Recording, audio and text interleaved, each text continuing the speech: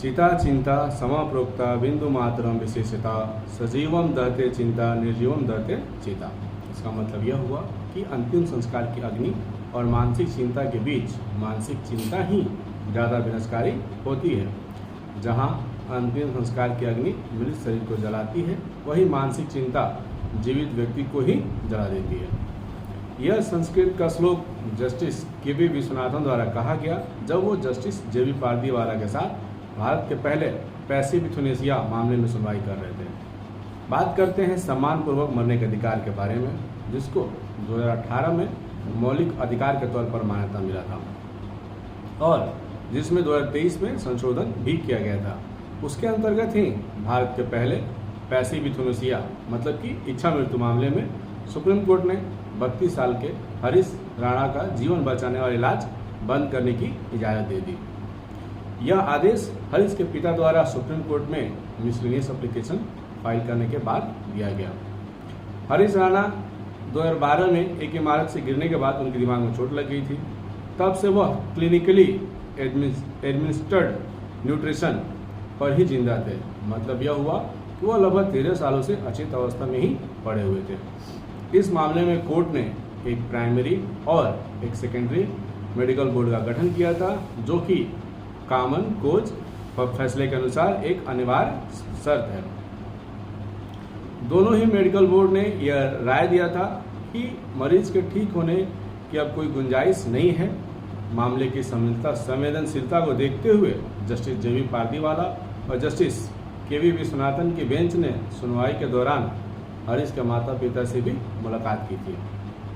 हरीश का life support हटाने की इजाज़त देते हुए जस्टिस पारदीवाला और जस्टिस विश्वनाथन ने इस बात का जिक्र किया कि कैसे हरीश के माता पिता और परिवार ने उनके ठीक होने के कोई संकेत नहीं होने के बावजूद भी लगातार उनकी देखभाल की। जस्टिस पारदीवाला ने कहा कि किसी से निस्वार्थ प्रेम करने का मतलब है कि उसकी ज़िंदगी के सबसे मुश्किल पलों में भी उसका साथ न छोड़ना। इस मामले से एक बार फिर जिंदगी की कमजोरी और नश्वरता सामने आ गई है और यह भी कि कैसे हालात पल भर में बद से बदतर हो सकते हैं। पिछले 13 सालों से अपीलकर्ता ने दर्द और तकलीफों से भरी जिंदगी जी है। यह तकलीफ और भी ज़्यादा क्रूर इसलिए थी क्योंकि वो अपनी पीड़ा का बयान भी नहीं कर सकते थे। जस्टिस पारदीवाला ने कहा कि परिवार ने हरीश का साथ देने के लिए हर मुमकिन कोशिश की और वो पूरी लगन, प्यार और हिम्मत के साथ ऐसा करते रहे।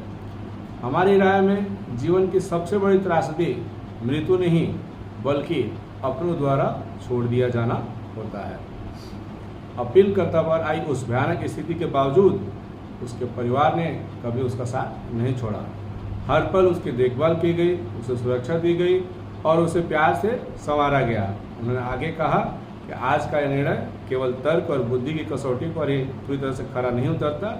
यह प्रेम, क्षति, चिकित्सा और करुणा के एक विशेष क्षेत्र में स्थित है। न्यायमूर्ति विश्वनाथन ने इस बात का भी उल्लेख किया कि हरीश के माता पिता और भाई बहनों ने किस प्रकार उनकी देखभाल की।